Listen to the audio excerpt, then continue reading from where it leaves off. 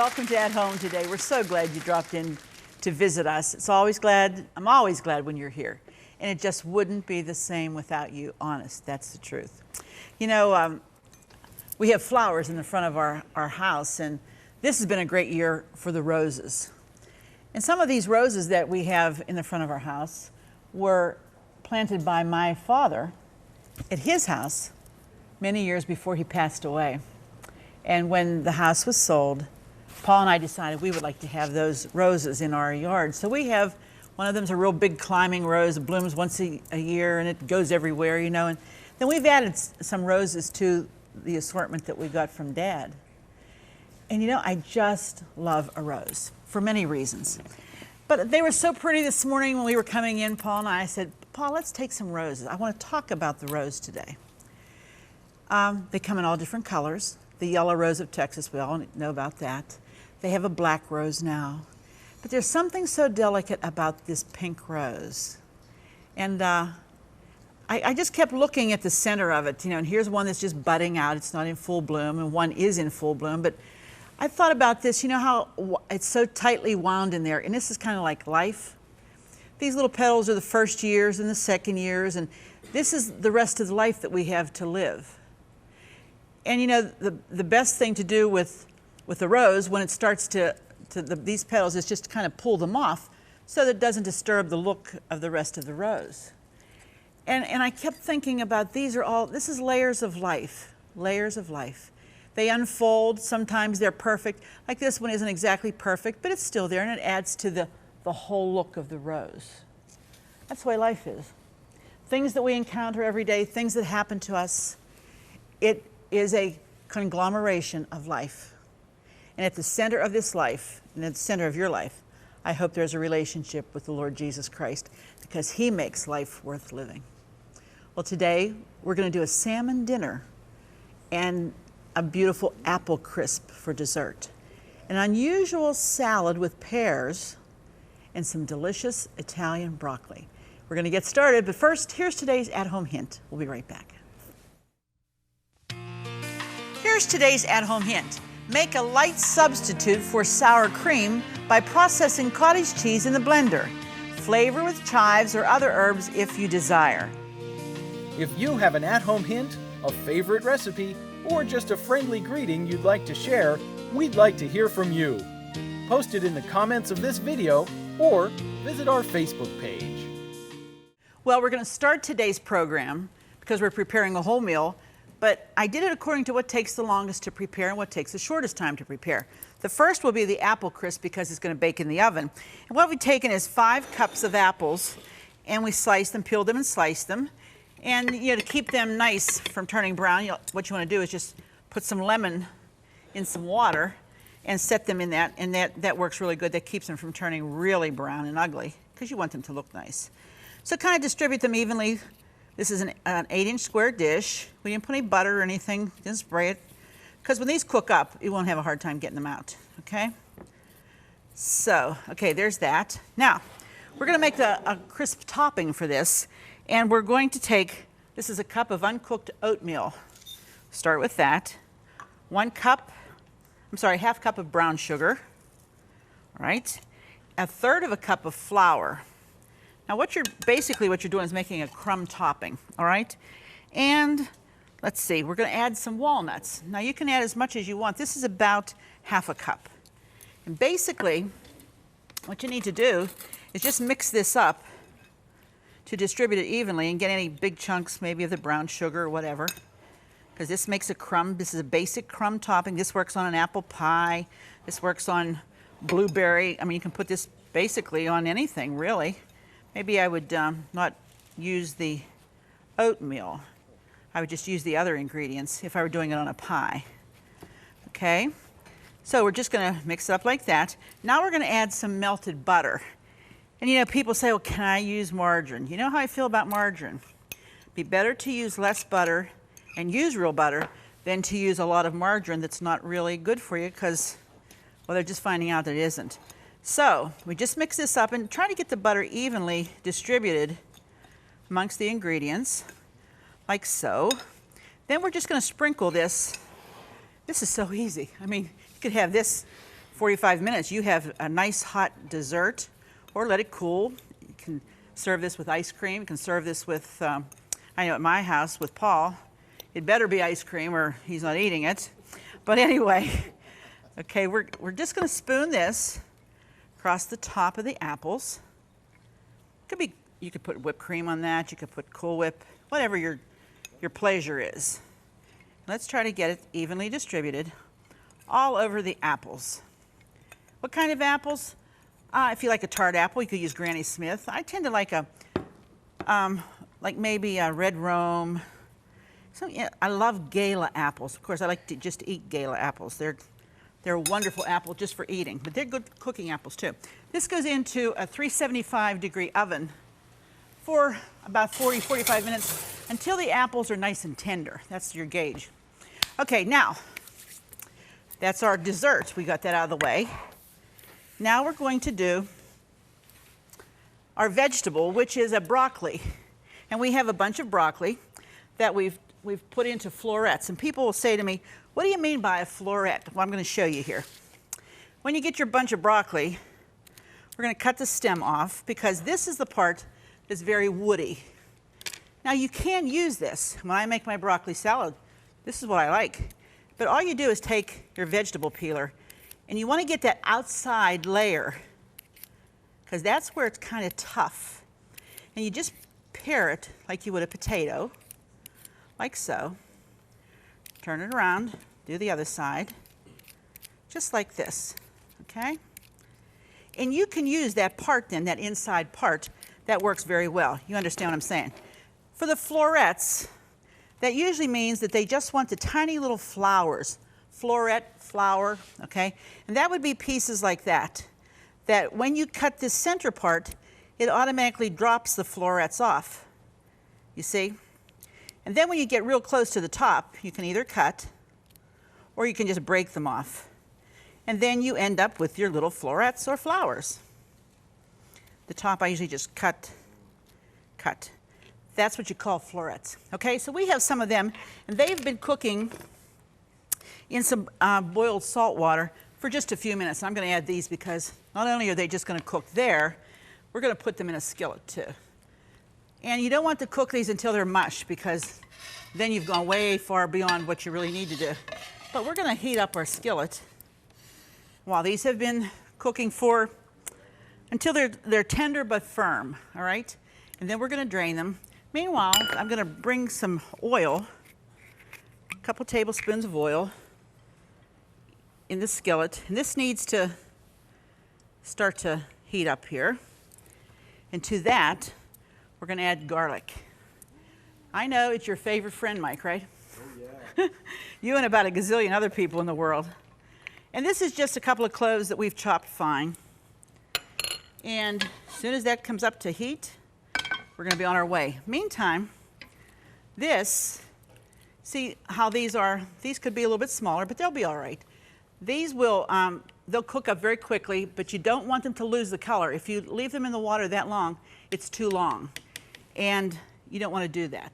So when this gets cooking a little bit browned, this, the other thing I don't like is when you let the garlic brown too long, then it tastes burned.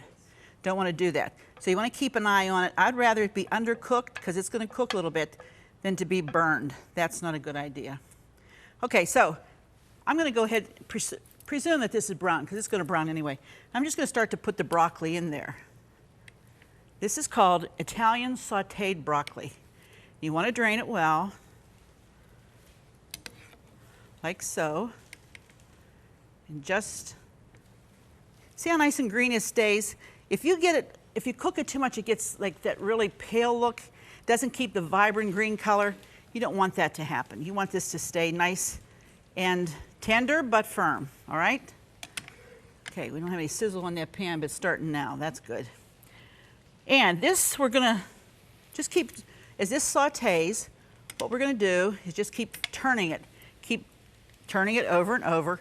Kind of like, remember when we made those fried potatoes that time? Just keep after it, keep turning it until it starts to brown evenly. It's delicious. You're gonna love it. And what you do right before you serve this, we're going to add some balsamic vinegar. Oh boy. And that's going to make it taste.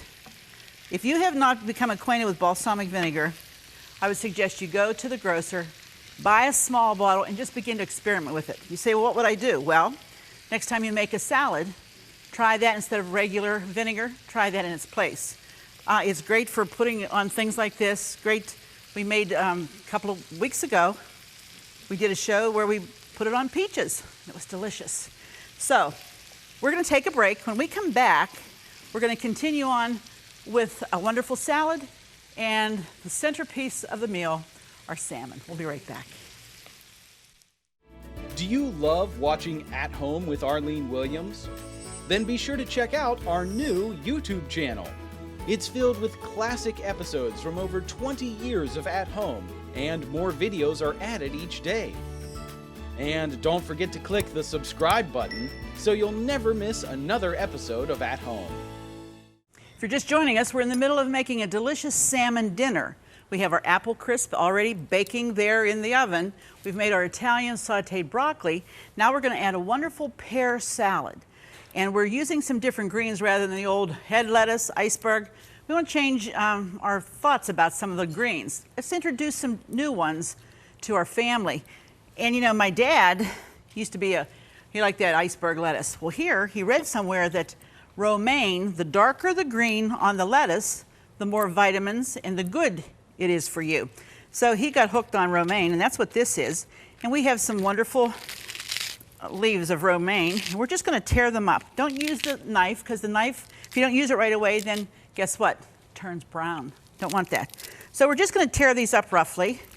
If you don't like that middle piece here, you can cut that out. Personally, I like that crunch in there. I just like that every once in a while I get a little piece of crunch. So we're just breaking this up like so. And the other green that we're going to add to this is arugula. Yes, that's the one that looks like a dandelion green. When you get that in a salad, you say, ooh, they put a leaf of something. Yeah, it's arugula. Very popular now. So we're just taking our arugula and we're just going to tear it.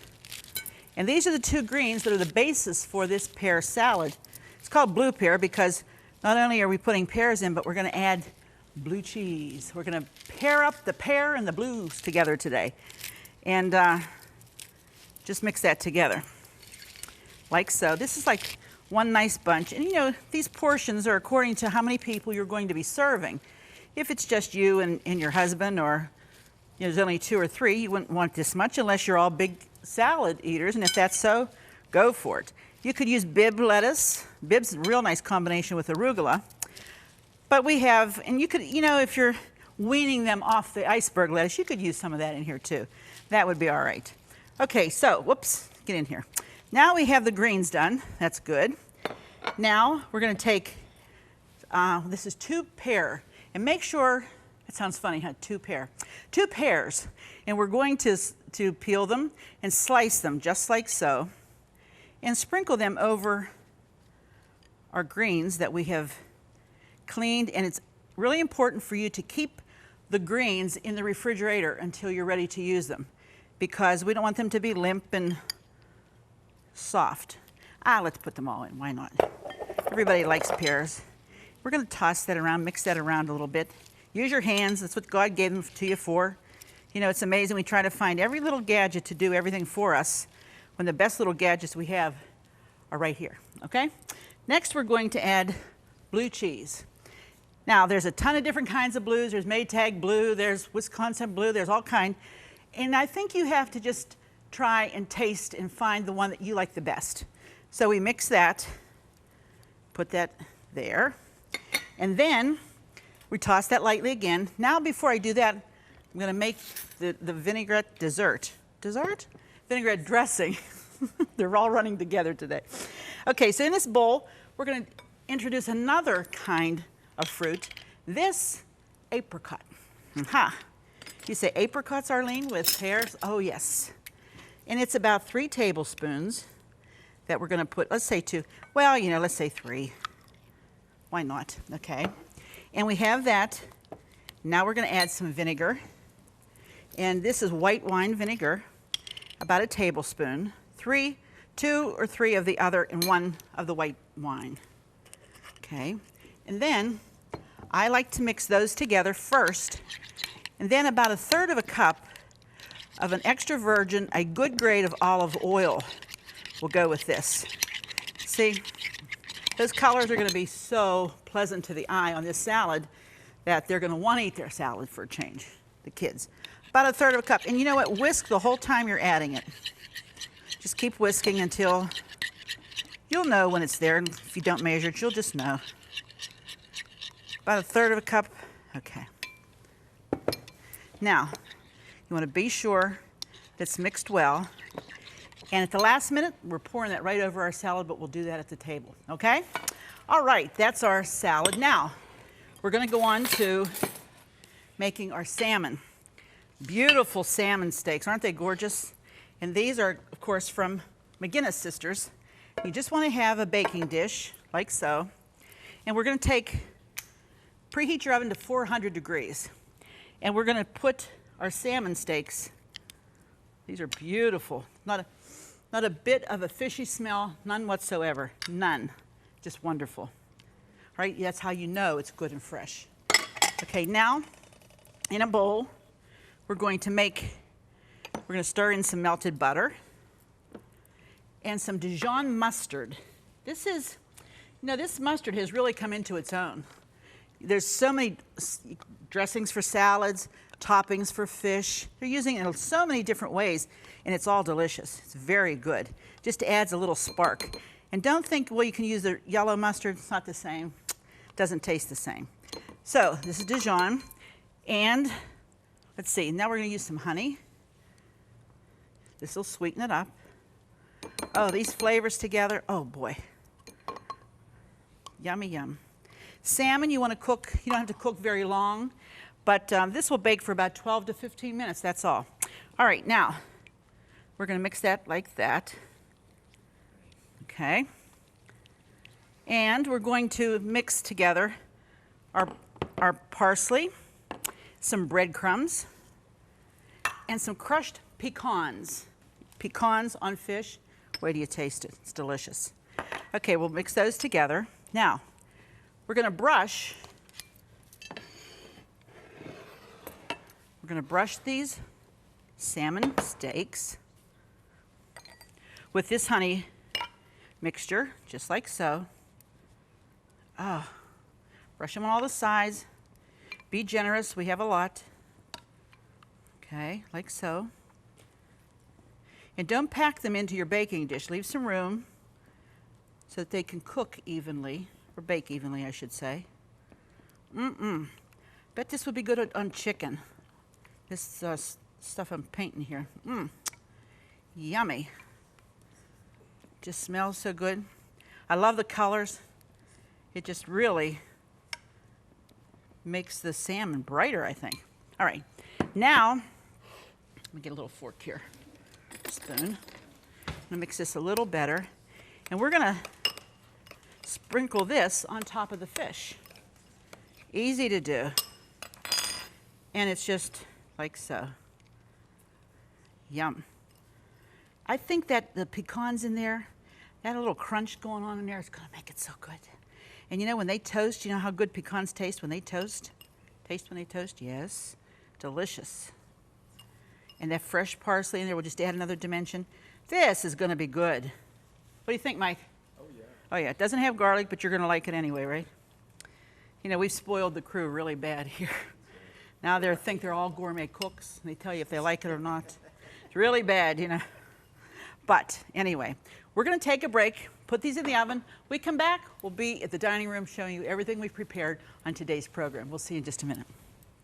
Just go to ctvn.org/athome to get all the recipes from today's show for free. That's right, no subscriptions. They're available online at no cost, and more are being added each day.